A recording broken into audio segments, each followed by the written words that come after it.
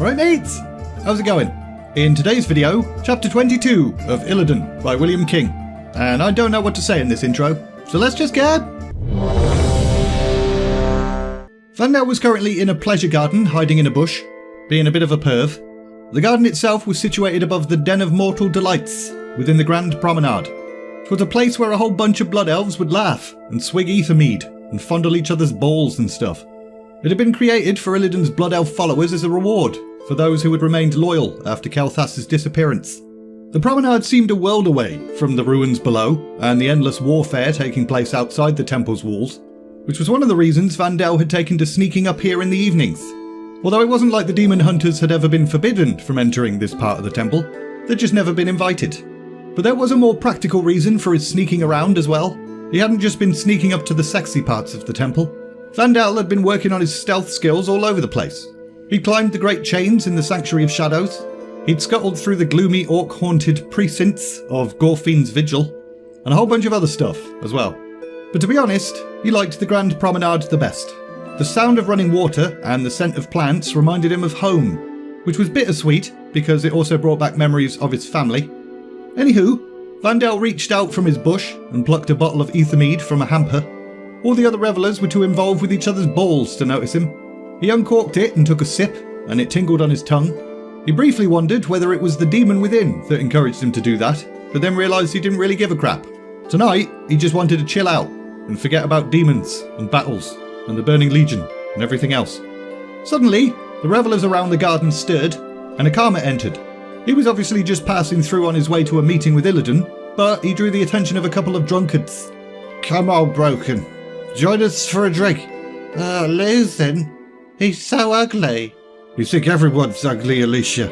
Hey, Broken. I'm talking to you. Drink with us. Wait, where's that bottle of ether mead gone? Did we drink it? From the bushes, Vandel raised the bottle he'd stolen in a mocking toast and took another swig. Think you're too good to drink with us, Akama? Akama then stopped, turned his head, and gazed at the pissed up Blood Elves. He didn't say anything. He didn't need to. All present could feel the power in him. And for a moment, things got real tense, as if violence was about to occur. But Akama then shrugged and smiled, and hobbled away. And Vandel decided he was going to follow him. Sometime later, Akama entered the Sanctuary of Shadows. This place filled him with horror, especially the refectory. He knew what was in there. All the darkness from his soul waiting to devour him.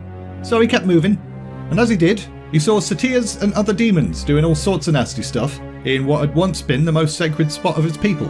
And again, he kept moving. The demons around the sanctuary mocked him as he passed through. When they looked at him, they saw a decrepit old Broken that was bound by the same magic that bound them. But they saw what he wanted them to see. Meanwhile, High Nethermancer Zerafor was currently holding the disc that Illidan had liberated from Nathrazar. I understand why you sought this so long, Lord. It should allow you to find what it is you're seeking. Really? You are certain? As certain as anyone could ever be when dealing with the magic of the Burning Legion. As ever, you tried to cover yourself in case of error, Zerafor. Let him finish, Melander. It could be used to steer us through the Legion's network of portals and gateways. I know this. Why do you bring it up now? What is your point? The High Nethermancer then looked over the plans spread on the table. They represented Illidan's masterwork, but clearly something about them concerned him. We could use their own gateways to reach Argus, Lord. There's no need for this new portal of yours. It's a work of genius, but why reinvent the wheel? Because if we use the Legion's network, we will need to pass through multiple portals, giving the demons an opportunity to block us every step of the way. My gateway will take us to Argus in one jump. It will let us attack by surprise, and ensure our lines of communication are short and easily maintained. The other three councillors nodded, but Zerafor persisted.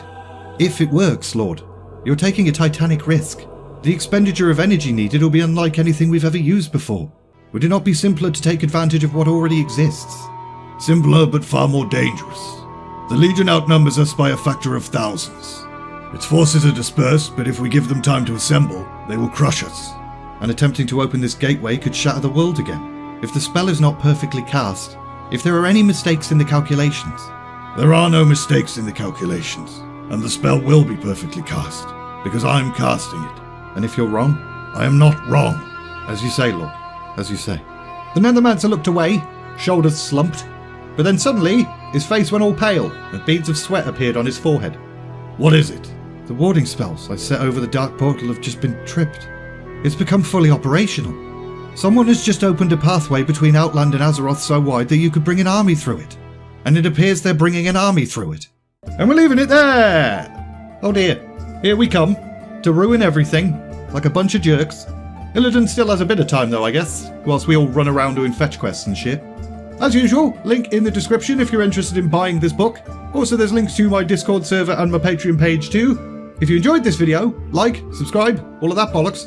And all that's left to say is, thanks for watching, and see ya!